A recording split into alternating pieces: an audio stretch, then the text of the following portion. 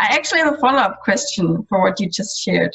Because you have 5 children, how are you able to convey that to your kids?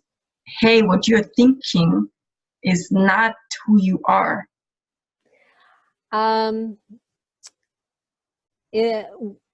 lot of conversations. It's not like you just say that once and it's like, oh yeah, mom, I gotcha.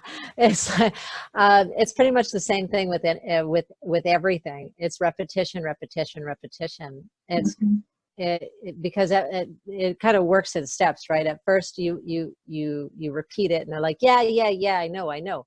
But it's got to go from knowing to believing, right? It's got to get to that belief section, and once it hits that belief, then it's becomes second nature, like your breath, right? You breathe in, you breathe out, you don't even think about doing it. But when you're teaching someone something new, it's that repetition, and then it has to go from knowing it to it being just a belief and coming second nature. So one of the things that I would do is I would just openly say it the way I would say it to any child. And then I would monitor or be aware of how that particular child received it. And if I got the deer in headlights look, well, then I know that that child didn't understand it the way I was communicating it, because communication works in layers, right? There's the way you communicate, and then there's the way your communication is being perceived, and then there's the way other people communicate and the way you perceive the other person communicating. So it sometimes you need to repeat it, but not the same way you repeated it the first time. You need to find a different way to reframe it or to reword it. And that's also a very key component to repetition, is when you do repeat it, that if it's not clicking the first time, to reframe it and repeat it in a different way. And if that's not clicking, then to reframe it and word it a different way.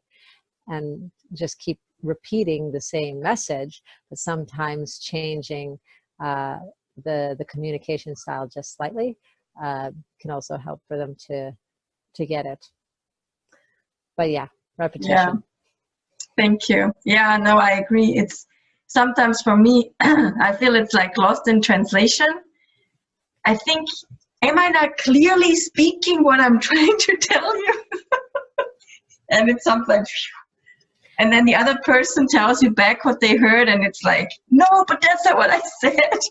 And see, and I was just going to mention, and one way to know if you're getting through to them is to have them repeat back to you what you've said to them. It's like, you'll say one thing and then they're like, yeah, I got it. And then you're like, okay, what did I just say to you? What did you just hear me say? And very quickly you realize that that phone game, telephone game, where you line people up in a row and you tell them something and then you go all the way down. You don't need a multiple amount of people to do that. You only need 2. And so you might be reframing it right away. True. Well, thank you so much for sharing, Leanne. You're welcome.